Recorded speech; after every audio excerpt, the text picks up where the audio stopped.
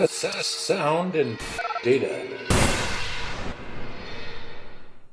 Today we have the opportunity of talking to Clarence Barlow, one of my favorite people and just an amazing composer. If you don't know about his work, you should definitely check out his decades of work. I've known him for decades, and he and I always have these very interesting conversations. And his work in sonification is just amazing. And I really usually do a 20-minute thing, but this time I decided to do just let it go, and we talked for almost an hour. But his last position, I mean, he's done so many things. He was at the Institute of Sonology in The Hague, and he was very involved with Darmstadt in the 80s. And anyway, he was just retired in 2019 from his position as the Korn Endowed Chair and Head of Composition at the University of California at Santa Barbara. And when he retired, he moved to Barcelona, where he's now living. And so I'm talking at quite a distance with him. So we talk about time zones almost at the beginning. But I think you really enjoy this. He's an amazing fellow and is just a razor sharp mind full of all sorts of very interesting ideas. And he's realized so many interesting concepts relative to sonification that so many haven't even really had a chance to look at. So I hope you enjoy this. It's a long one, but it's a really good one.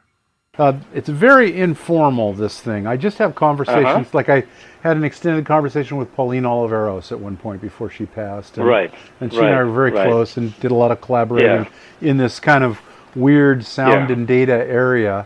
And I've been kind of, all of my research, once I was in Marseille at Emira in 2011 at the doing research in sonification, and that's what really codified that was my research area.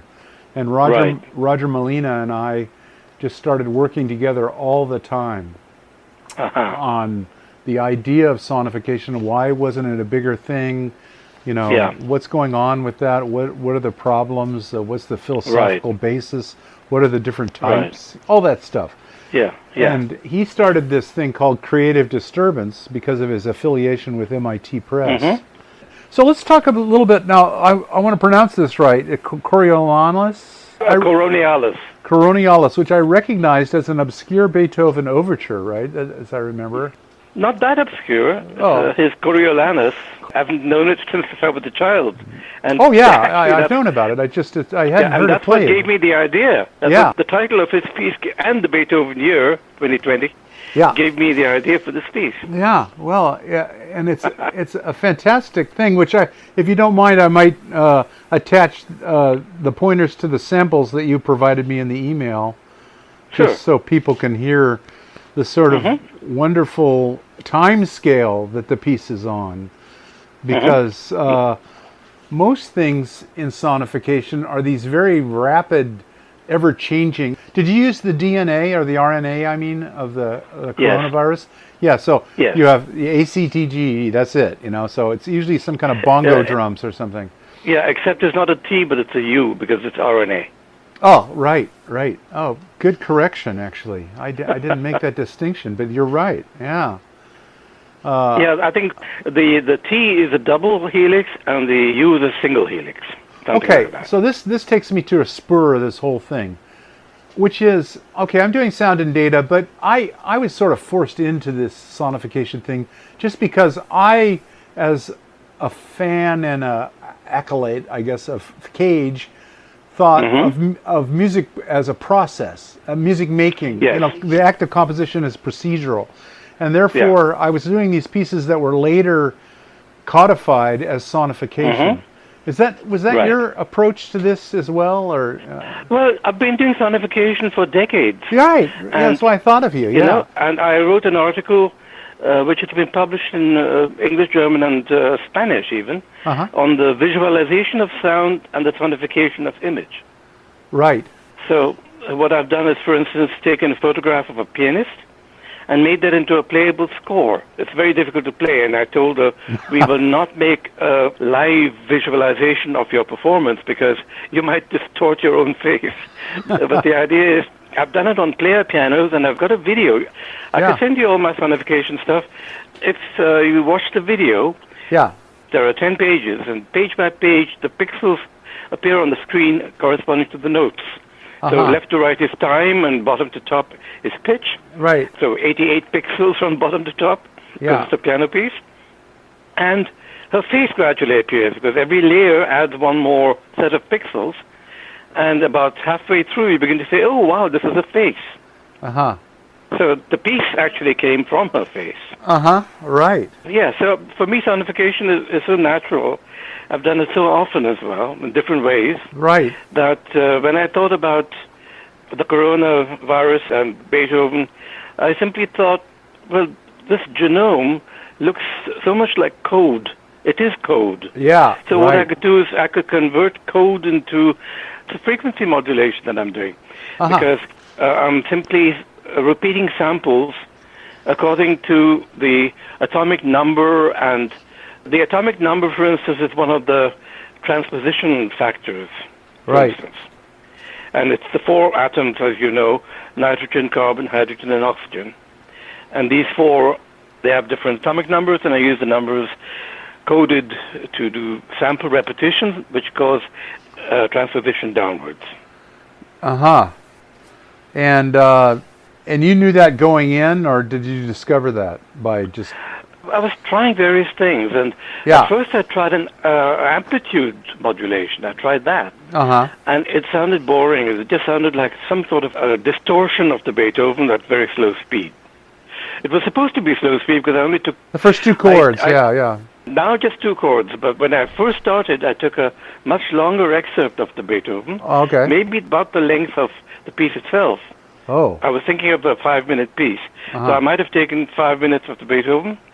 I think the entire overture is about 7 minutes, if I remember right. Yeah, it's Yeah, and I took, I think, the whole of it now, coming to think of it. And I realized that it just sounded like I was putting the Beethoven through some distortion machine.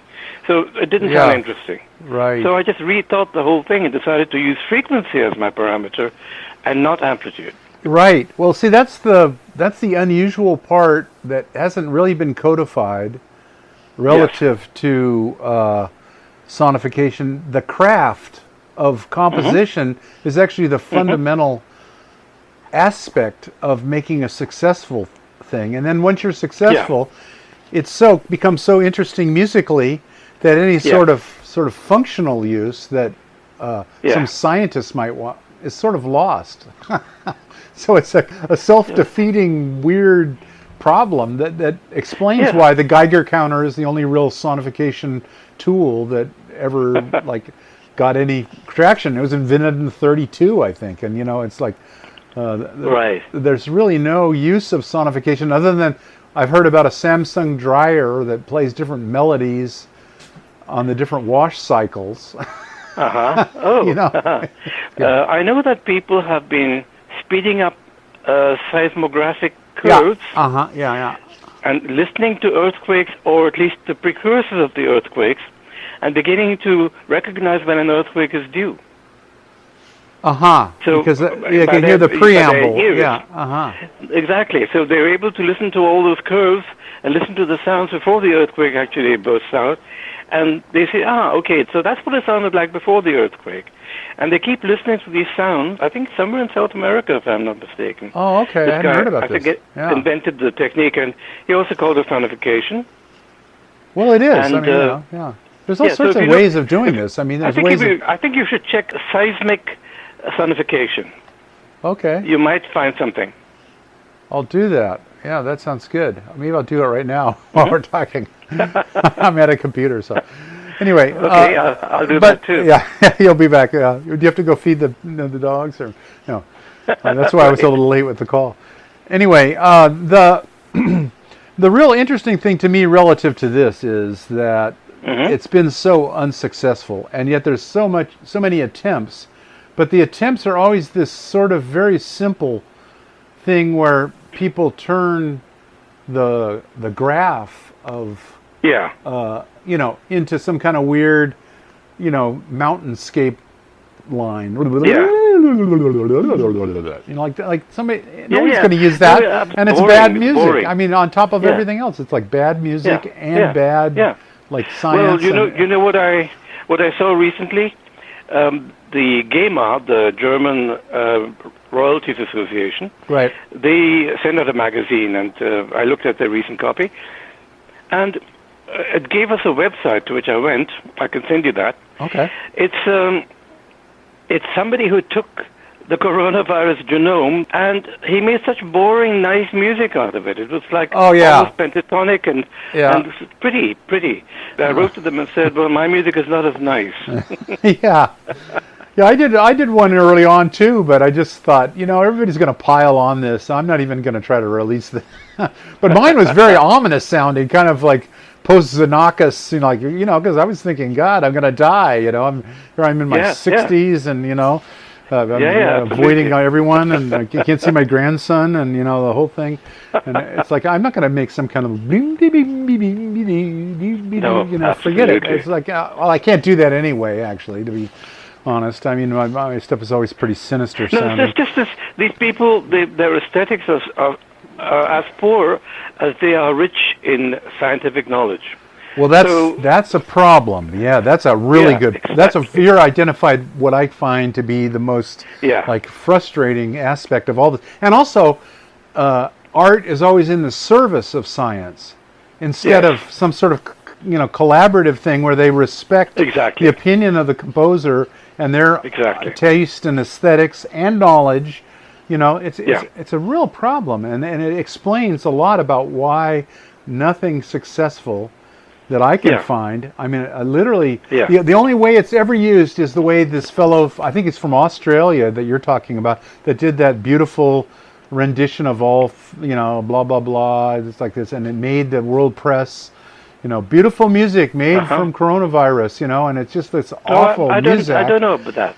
Yeah. I know of a guy with a German name, and he's probably from Austria. Okay. Not Australia, but Austria. Oh, maybe I miss, you know, my memory, I just, you know, being in the bleachers like I am. Maybe you know. People know, but it's so bad. It's so embarrassing. It really is. I mean, but you know, music in general has gotten a little bit embarrassing. I mean, I'm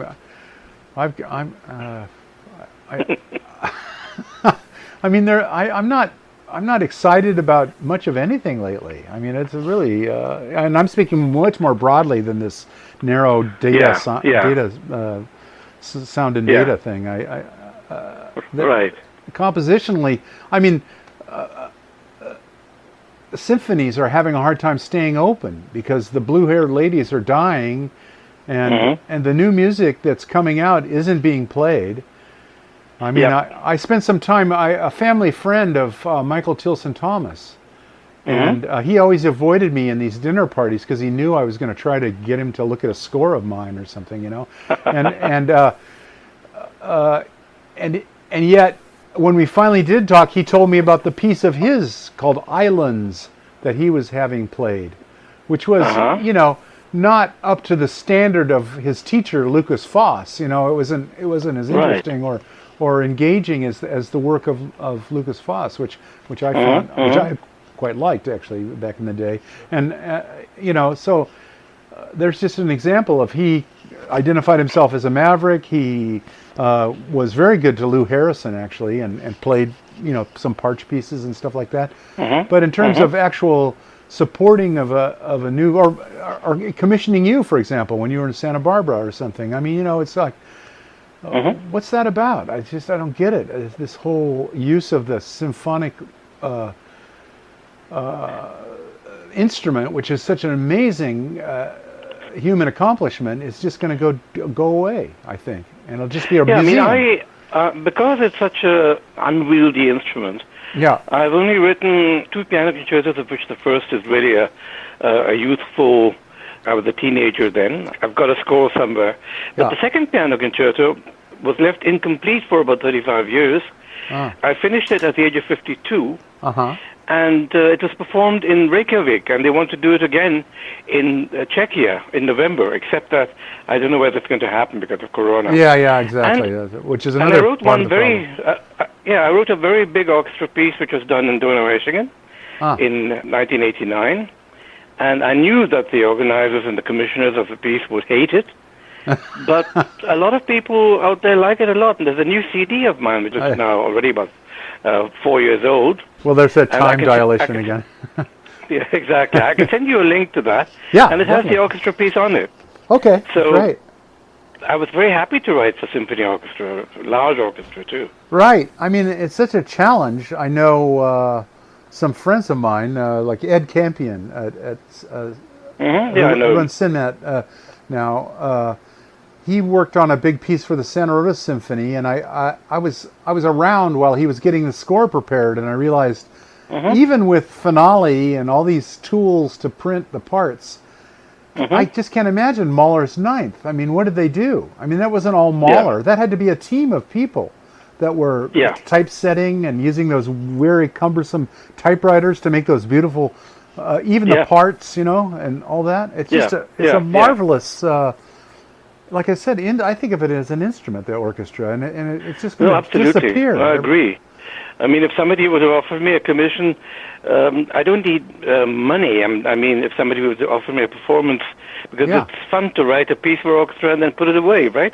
So if somebody I've done would that. perform it, I wouldn't hesitate, because I love that instrument. I love the orchestra. Yeah, it's funny. I was playing. I sent you that link because your piece sort of reminded me of the. Yeah, I looked at it. I looked at Ligeti. Yeah. It has they're not the same, but there's some kind of. I think it's the sense of time that's present in your piece. Yes. That's also present in the Ligeti Requiem. That, just the first movement. I'm not talking about the whole thing. Just that first movement with that kind of like. And very slow. Yeah, moving. And it opens up. I've been influenced by, I think, people like Sibelius, for instance, years ago, who also develops very slowly, and Bartok, I think, in some of his pieces too, develops pretty slowly. Right. I mean, the fugue from organic growth. The fugue from the Music for Strings, Percussion, and Celeste is not as slow, but it has a slow development. Exactly. And when the violas take the mute off the instrument, there's this little bit of brightness but it's an emotional moment. I mean, it has. Yeah. Well, okay. That's me. And so this to get back to the main topic, sonification. Why do you sonify when you do so? Well, it's so weird. I just, like I said, I've said this before, but I was really influenced by Cage. I mean, we were doing the Hub, which is basically a kind of or Tudor, actually, even more than Cage. The idea of process as a compositional thing. And so I was doing these pieces where I took the digital elevation model from the USGS and used that as a compositional determinant in a bunch of different ways. I mean, not just not just that. We did do that. But we did a bunch of things. We changed the setting of the reverb based on the distance to the mountain and that kind of stuff. And but I didn't think of it as sonification. I thought of it in this way, as I'm going to use this instead of the I Ching. I'm going to use this geological data and I do these big, huge, like 4-hour piece, that I performed live on KPFA, and it's all. Wow. But then later I get these calls from these sonification conferences that wanted me to present about this piece. They had heard it and just assumed that I was trying to woo geologists to using data and blah blah, and which I wasn't at all. And so that's really that's where I'm coming from, is actually from this compositional place. And I think that's true for a lot of things that are identified as sonification, where the composers, like Tao Tanaka, did something similar to your thing with the pixels that you described. And I talked to him about it, and I need to interview him for this actually, but his take on it was just, this just seems like a process that would yield interesting sonic results, which I think is a much better way to approach the idea of sonification than than some kind of pseudoscience, like, you know. No, absolutely. I agree, because it's in my case, it's always that I can already imagine the sound, not in detail, but I can imagine what the sonification that I'm about to do would do. And since I've done the opposite too, visualization of sound, Right. It goes hand in hand. Right. Yeah, and it's the suitability, yeah. Yeah, I think this synesthetic aspect of the act of doing this has something to do with the gateway to maybe making it something that's more culturally acceptable. So I've only been able to find one or two people that are making sonifications that have a functional utility. One is Chris Chafe at Stanford has these ways for epileptics to hear the precursor of an epileptic fit. If they listen to this thing, he made he worked with a neuroscientist or a neurophysiologist actually, and they made this monitoring device that epileptics can wear, and they can get some warning that they're heading towards it's sort of like this earthquake thing, actually. Right. By the way, I checked, and there's plenty out there on the internet. Seismic sonification. Yeah. And I have a grant proposal with Stavros. God, I can't remember his last name, but the guy who did the gravity waves at Pisa and made the world splash in the news. He had found that the data that he was dealing with from the radio telescopes was much more better to present as a sound. And it's only about an 8-second sound. It's like, that's it. But it contains enough detail, and it's much better than a visual representation. That's what they presented. So I think. Talking of that. Talking of the 8-second sound. I made a 2-second sound, which I use in my lectures, and that is 2 years of air pressure curves. Since the air pressure, the pressure of simply the atmosphere goes up and down every day. Right. I said that's a sound wave. It's just a very low frequency sound wave. Yeah, very low. So let me hear it. So I transposed it to audible frequency, and of course down from the loudness. Otherwise, I'd have gone deaf. Yeah. And it's a very funny sound, and when you hear it, it's whoop whoop whoop. And each of these whoop was a stormy period. So you can say, that was October 2000. That was February 2001, and that was September 2001. And then what I did was, I did a Fourier analysis of that particular sound, that 2-second sound, which is 2 years of weather. And I discovered 2 sine tones, you could say, 2 sine tone frequencies in that sound, and I was able to listen for them and hear them. One of them is the temperature change of the 24 hours, so you have a 24-hour period, which makes the pressure go up and down. And the other one is the tides, because it's a 12-hour cycle. So I could hear these 2 sine tones in my 2-second sound, and they're the tides and they're the diurnal temperature change. Well, that's interesting. Okay, so I should listen. I'll send you that too. Oh yeah, that'd be great. Yeah, let's put these all as links there, and I can put them up on a server somewhere. But the thing is, I've been working with Bert Barton. Did you know him in Amsterdam at all? Theater guy. Also, no. Anyway, he did a version of Faust in the. Anyway, he and I have been working for decades now on this Talking Trees piece, which is using the same diurnal kind of thing, because it takes the tree data. We've hooked up with these phyologists, which are biologists who study trees, and they give us their data for a forest, and then we use that and do this time stretch thing, that you have to do for these more natural processes, and. But I haven't listened for those sine tones, and I should do that in the tree data, is what I mean. And it probably would manifest in the same way, I imagine. The only reason why I listened is because I looked at the Fourier analysis in which you use several fundamentals, one at a time, and then you overlay all the analyses, and they form a nice composite picture. So I think I started with something like, I call it microhertz. So it's somewhere in the, I think it's 1 time window per year. Uh-huh. and then 2-time windows per year, 3 per year, and so on until you come to the audible range. Like a Hamming window kind of deal, like by window. You Something mean. like something like that. Yeah. A variable Hamming window, but Curtis Rhodes told me a term for it, and I've forgotten. Well, he would know. Exactly. I wrote software to do a creaking door. I did the Fourier analysis of that, and I could go down to 5 hertz or something like that, and all the way up to 2,000 hertz, and do a graph. And then you spotted it. You spotted these sine tones in that. Exactly. I used this very software of mine to do that with the Cologne weather of 2 years. And I saw these 2 horizontal lines, and I thought, what could they be? And then I said, wait a minute. And I measured their actual frequency, and one of them had a frequency of 1 day, the other one had a frequency of half a day.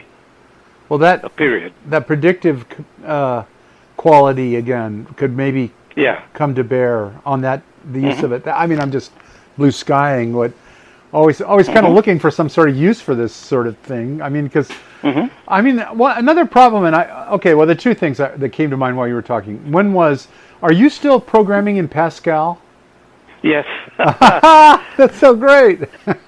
It works fine. I use a compiler. It's called Free Pascal. Yeah. It's free, and it works on the PC. Yeah. I also use it on the Mac because when I teach, I would like my students to be able to use my software, and many of them have Macs, more than those who have PCs. So I make sure I compile it on my Mac and make sure it runs there as well. Wow. So it's really transportable. Yeah, well, it's a brilliant. It's like, I used Forth early on, and also Lisp. Remember that. For that matter. Lately, I've been using Cloture, which is a variant of Lisp that talks to Java. But I did a bunch of work with David Cope early on in Lisp, and so. But I'm more of a maverick with these code thing. I've always admired your sort of adherence to the Pascal thing. I made a decision. It was about I think exactly 11 years ago. It was the summer of 2009. Okay. I was invited by the people in Bourges, the institute. It was 1 year before it folded. They invited me to come and spend some weeks in their Maison de Compositeur. So I spent about 2 weeks there, and I thought I'd teach myself C. I wasn't interested in C++. So I did some programming every single day in C. And at the end of it all, I said, I'm so slow still. Why didn't I stick to Pascal? And, thinking of my age and how much time I would have left in life, I thought it's not really worth my trying to learn a new language, becoming a baby in it, and pointers and addresses and things, using them as well. No, I found Pascal great. And the only reason why I moved to Pascal from Fortran in 1984 was because I bought my own computer, and there was no affordable Fortran compiler. Well, so that's still very rare, You can get them. It was very expensive. Yeah. That was my first language, too, Fortran. Right. I started in 1970. Yeah. Well, I was 6 years behind you. In 76. Oh, no, I guess it was 75. Yeah. What's our age difference? I don't know. I'm 66. Okay, so you're 8 years younger than I am. Yeah, okay, there you go. Oh, I must tell you another little funny thing. I don't know whether it doesn't have any bearing on this at all. No. But I started programming in 1971, to be more precise. And but I was looking at the possibility in 1970. And I wrote my first piano piece that year in 1971 with a computer. And I had an idea for a piano piece which would be pretty crazy in its durations. So 1 second events are the most frequent. Someday I'm going to do a histogram of all the durations. Oh, great. But half a second and 2 seconds are a little less probable, but they're still possible. Or multiples of these. I mean, they're all powers of 2 multiplied by an integer, or every duration. The longest of these is several trillions of years. And I just worked out recently the length of the piece, just a couple of months ago. So I have this printout printed in Cologne in 1972.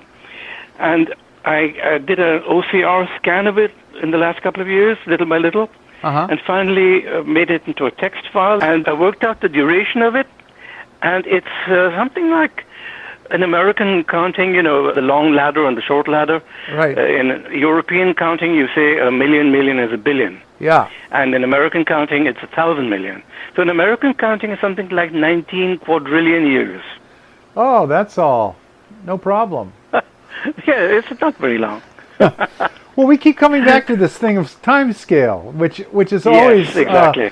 Which is always the thing with sonification, isn't it? I mean, it's like you're always making some sort of sacrifice Yes. of either aesthetics or, well, it's usually aesthetics actually, or just your taste. I mean, your taste makes it go, well, I certainly have to speed this up. If I'm doing it in real time, it just sounds like, it doesn't sound like anything. Yeah.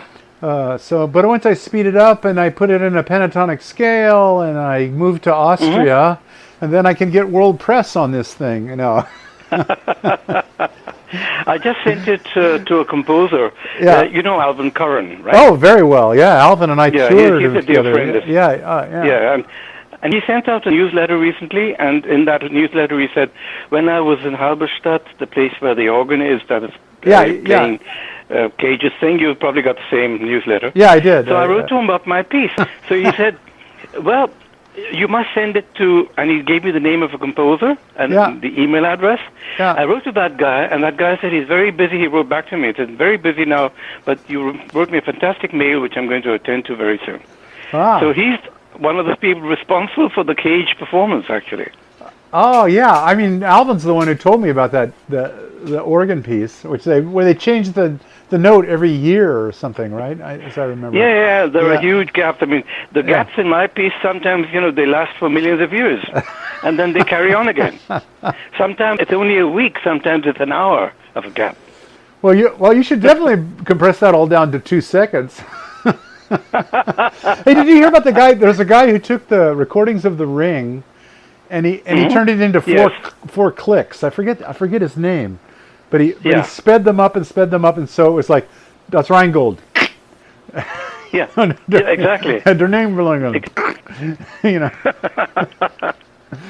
it's a bit like a technique that I developed about 10 years ago. Okay. No, 20 years ago already. Oh, wow. God. Oh, there we go. It's very similar to frequency modulation, but it is not. It is, if I take a sound wave and I interpolate a sine curve between one sample and the next. Right. Imagine this. Suppose you can see two samples in space at the usual 44.1 kilohertz rate. Yeah. So one sample has a value of, I don't know, maybe plus 0.35. The other one has a value of minus 0.5 or something like that. Yeah. I interpolate a sine curve between the two so that this sine curve shoots up, hits +1, shoots down again, hits -1, and then up again to the second sample. So that sine curve has a calculable frequency. And I have taken things like Ravel's Bolero and pretended that these were the sine waves between the samples. So I'm able to speed up Ravel's Bolero to, that's it. The whole of the Bolero is just that sound. All right. I'll send you that too. Yeah, well, that's Bo Derek, I'm thinking of, the Bolero from, what was it, 10. They did this. That's the first time it hit popular culture, the Bolero. Anyway. Yeah. Yeah. It wouldn't be the same if it was, No, it wouldn't. But I do the opposite. I take some short noise and I expand it to a very long melody. Well, no, I've done quite that a few times myself. And did you ever hear the Beethoven's Ninth stretched to 24 hours? No, I've heard about it. Yeah. I went to the first performance of it in San Francisco. It was an overnight deal. By the time the last movement happened at like 6 in the morning, because it started at 7 in the morning. I guess, and it ended at 7 in the morning, and we just slept up and we slept in this loft, and it was it's exquisite. The guy used some. It was early on, so he used some really 24-bit thing. The time stretch was very high resolution. It took like 2 months to render. And that kind of thing. Yeah. So you need good resolution. Yeah, otherwise and the sound quality, although it was based on a 44.1 sample, so that's probably the finest you could do. The interpolation between the new samples was as high a resolution as the original samples. So the spectral reproduction was Yeah. you couldn't tell a sample from the things that were rendered, interpolated between Right. samples. And it's Curtis exquisite. Actually. Curtis told me recently about a program, Okay. and I'll send that link to you. Okay, great. About, Well, this will be quite an it accompanying stretches. document. Yeah, it really stretches. You can test it maybe. Yeah. Because now that I've made this piece, Coronialis, Yeah. I don't need to stretch things for the near future. Yeah. So I haven't downloaded it or tried it, but it's out there on the internet, and apparently it does it very well. Yeah. Yeah. Well, that's an interesting aspect of it's a recurring theme here, which is this Yeah. idea of time dilation and its relationship Yeah. to aesthetic choice. I'm kind Right. of boiling it down a little bit there, but and I'm dealing with this constantly when I'm working with this thing, and actually talking to people about what they're doing. They're dealing. Of course, everybody makes everything play on the white notes or pentatonic and stuff like that, Right. which is kind of a weird travesty. But Yeah, that's it. So boring. yeah, wind chimes. It's like Exactly. But of course, when my students do things like time stretching, Yeah. obviously they're into more sophisticated aesthetics, and so they know that they're not going to make it pretty, as you say, Yeah. wind chimes and stuff. it's an interesting. So there's this interesting chasm. I mean, we have art and science, but I think it's a complex network. And Yeah, in order yeah. to even be a composer, you have to be at least. I mean, maybe the word isn't scientist, but you have to have. Look at the. You knew the atomic weight of the nucleotides for RNA. I mean, that's not like. But you also know, counterpoint, and what yeah. a French sixth modulation is, and Right, all that right. stuff, which a Yeah, scientist and doesn't when I was in necessarily. college, Yeah. when I was in college, one of the subjects I studied was chemistry, and I even had a chemistry lab at home. Wow, that's interesting. And my parents hated the smells. Yeah. Well, I found this chemistry set from the '50s that included like some radium. You could actually, because it glowed in the dark. wow. And it was actually like a giving. And they used to make Fiesta ware. The orange of Fiesta ware was actually, and Paul DeMarinis did a piece where there's Fiesta ware in a drawer above a Geiger counter, and it's a lead-lined drawer, and the participant opens the drawer, and the Geiger counter goes off, and then you roll the Fiesta ware back into the lead-lined drawer, so it doesn't trigger the Geiger counter anymore. Right. Yeah. Anyway. I wanted to make a musical joke sometime by somehow counting the violinists in an orchestra, Okay. because that would be in German Geigenzähler, Uh-oh, here we go. a violin counter. I got. Oh God, So, Clarence, your someday puns. I'll do that. I think I have a good sense of puns, but you always amaze me that way. No, there was one other topic because we're going along here, and I don't want there's one other topic that one of the big inspirations in my life relative to doing music and everything was intonation, and the discovery by way of Jim Horton of your Euler digestibility index. So we've Right. talked about this before, but for maybe we'll make a pointer in this tome that we're going to attach to this interview. But this digestibility index, can you tell the listener a little bit about what that's all about? Well, it was back in '78 Okay. that I wanted to write a piece in variable tonality. Okay. And I would move very smoothly from atonal to tonal and back. And the same thing for metricism, ametric to metric and back, but talking about tonality. Yeah. I then said, well, I've got to be able to measure how tonal intervals are, because even though Hindemith wrote a wonderful book about that and all, Yeah. I wanted to use microtones, and nobody in the West had described the harmonicity of microtones. So I decided I needed to go back to prime numbers. It's fine to say 2 to 3 interval is very harmonic because it's got small numbers, and Harry Posh never went beyond that. He just said the smaller the number, the better. Yeah. But I realized that 6 to 7 and 7 to 8 are somehow not good because the high prime number is 7. So I decided that there was going to be a quality of numbers beyond and above size only. Uh-huh. And so I thought size and divisibility. The primer So the that's number, what they call a the 5 harder- limit, right? 5 limit intonation. Yeah. Yeah. 5 limit is the traditional one, and then Parch went on to 17 even. Yeah. But 3 is the so-called Pythagorean system. Exactly. 5 limit is what Rameau, basically, but Glarianus before that, and Aristophanes, the old Greek, he was also talking about a 5 limit system. But I decided to go beyond that, take any prime numbers as factors of ratio numbers, of numerators and denominators of a ratio. Right. And they could be comprised of any prime you like. And I decided I needed to make a formula for that. So I studied my Euler and Gauss and other people and what they did, and discovered that their system wasn't differentiated enough, at least of Euler. There are 2, gradus suavitatis, and the other one's called the totient function. And both of these gave you whole number results for this quality of intervals. And I wanted more differentiation. So in the summer of 78, I came up with this formula. Actually, do you have my Music Quantics book? No, I don't think I do. No. I'll send you that as well. Okay. It's about 6 megabytes. Okay. And it has a couple of chapters on my harmonicity. Oh, okay, great. And the indigestibility and everything. So, Right. Well, it was an inspiration for me to have this codified, and I used it in a piece that we did with a hub called Listener's Digest, which was kind of driven by this concept of digestibility. So it goes to undigestible in the middle, and then digestible. It goes from fifth down to unison at the end. Well, in my case, I'd call it harmonic. The digestibility is out of the numbers comprising the ratio. Right. So that the number 13 is very indigestible. Yeah. And the number 16 is very digestible. Right.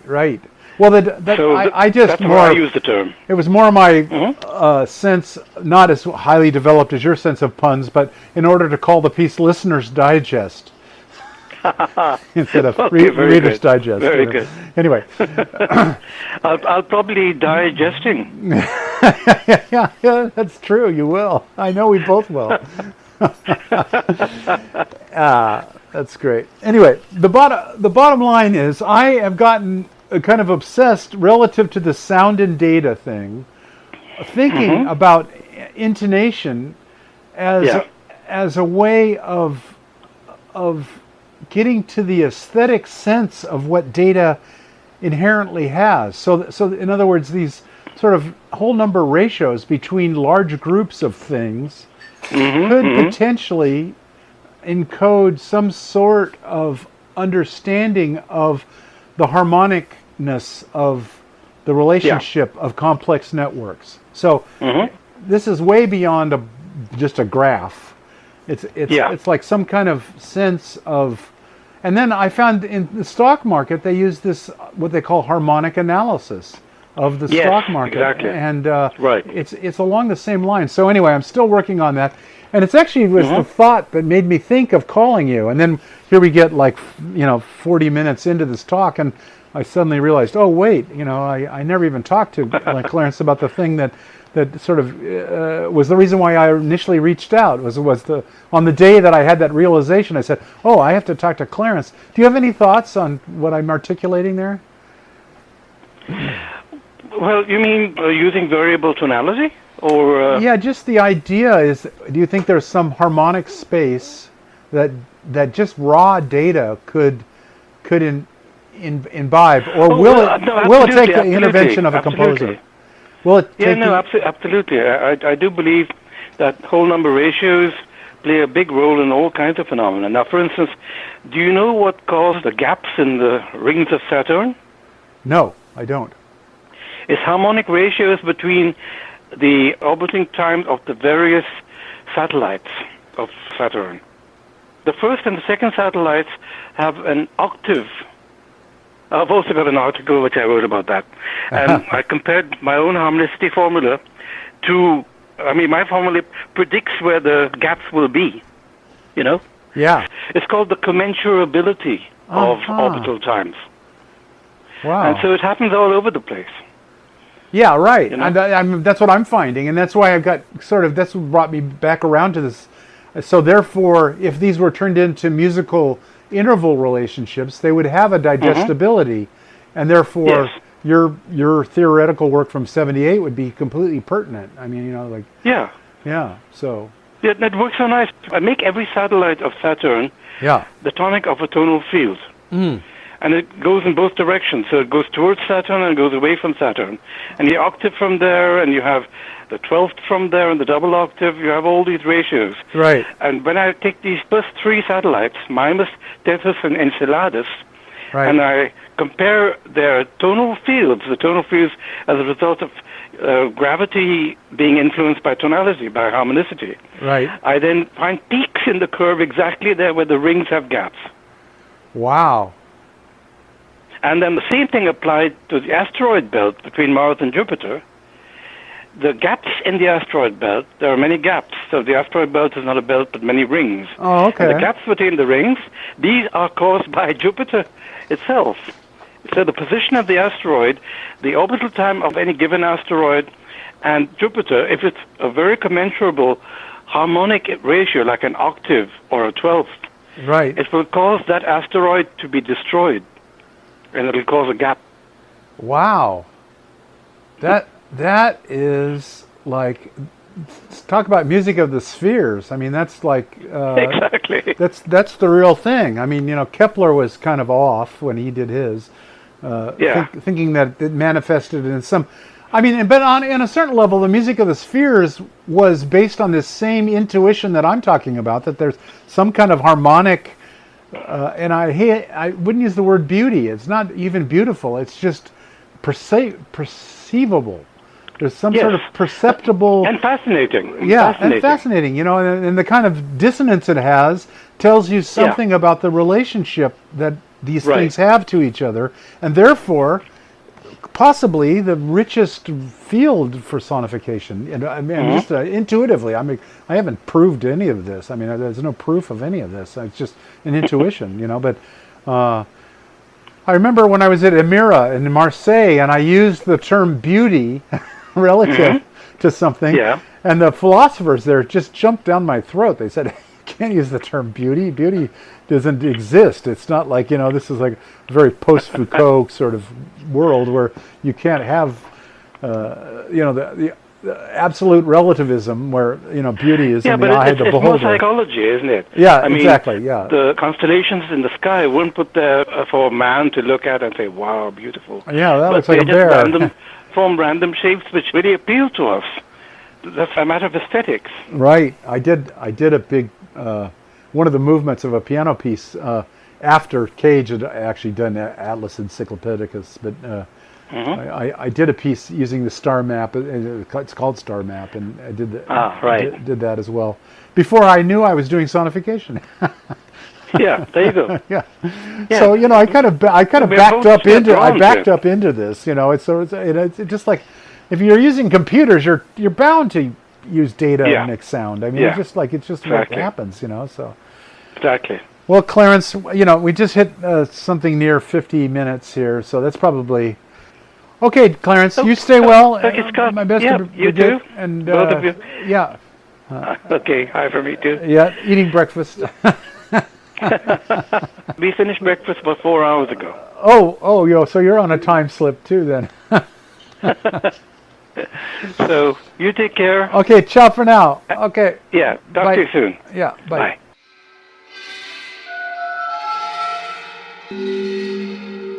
Sound and data.